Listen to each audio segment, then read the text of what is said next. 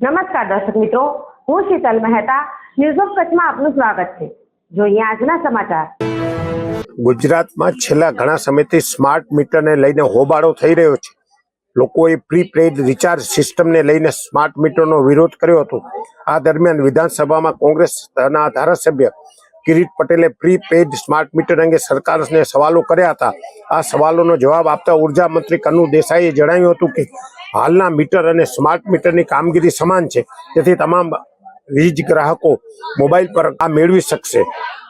રાજ્યના ઉર્જા મંત્રી કનુ દેસાઈએ જણાવ્યું હતું કે પ્રીપેડ સ્માર્ટ મીટર લગાવવાનું ફરજિયાત છે।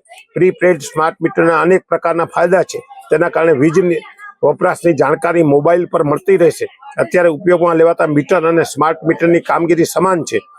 ઉર્જા વિભાગના જણાવ્યા અનુસાર હાલના મેન્યુઅલ રીડિંગ પર આધાર રાખવાને બદલે સ્માર્ટ મીટર જાતે વીજ વપરાશનો ડેટા એકત્રિત કરે છે અને તેને વીજ વિતરણ કંપનીઓને ટ્રાન્સમિટ કરે છે।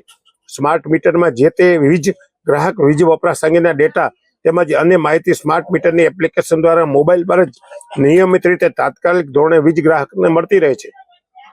સ્માર્ટ મીટર ગ્રાહકલક્ષી મૈત્રીપૂર્ણ સુવિધાઓ ઉપલબ્ધ કરાવે છે, જેમાં એડવાન્સ મીટરિંગ સિસ્ટમ હોવાથી તે ગ્રાહકના સ્માર્ટ મીટર એપ્લિકેશન તેમજ ડિસ્ટ્રીબ્યુટર કંપની વચ્ચે કોમ્યુનિકેશન કરે છે। સ્માર્ટ મીટરની વીજ કંપની દરેક વિસ્તારની વીજ માંગ સમજી તેનું સફળતાપૂર્વક આયોજન કરી શકે છે।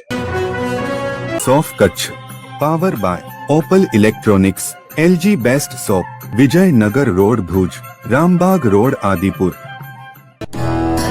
Power by KC jewellers, latest fashion ડિઝાઇનના ઓર્નામેન્ટ્સનો વિશ્વાસપાત્ર શોરૂમ, હોસ્પિટલ રોડ ભુજ।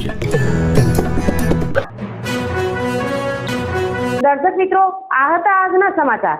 આવતીકાલે ફરી મળીશું, ત્યાં સુધી મને રજા આપશો। નમસ્કાર।